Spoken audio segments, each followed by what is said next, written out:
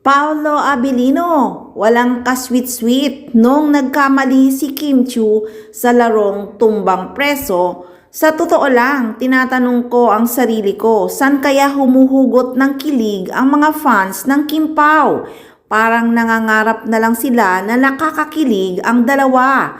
Pero ako, kahit panoorin ko paulit-ulit ang interview at mga shooting nila or pag-promote nila sa kanilang teleserye, kahit saan anggulo sila tingnan, wala talaga akong nararamdamang kilig kahit konti.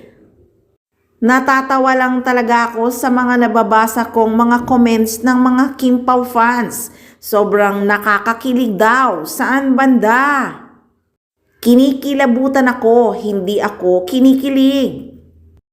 Kahit paulit-ulit kong pinanood nung nagtumbang preso si Kim Chiu na biglang bumagsak at nagkamali ang pagbagsak, ay talaga namang nagulat lamang si Paolo Abilino. Wala man lang kakilig-kilig at ka-care-care si Pao kay Kim Chiu.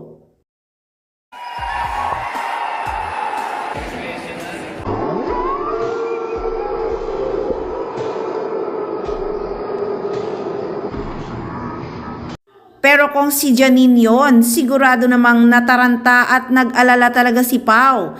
At talaga sigurong mapapayakap siya kay Nini.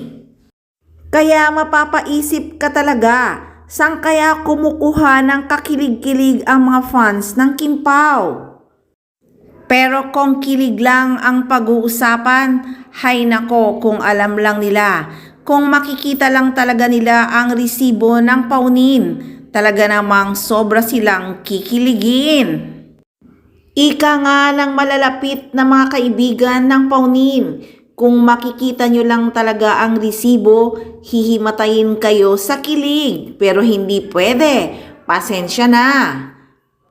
At sabi pa ng isa, paunin forever, may bagong resibo, ahaha. Okay lang kahit ano pang sabihin ng mga fake news na hiwalay na daw ang dalawa.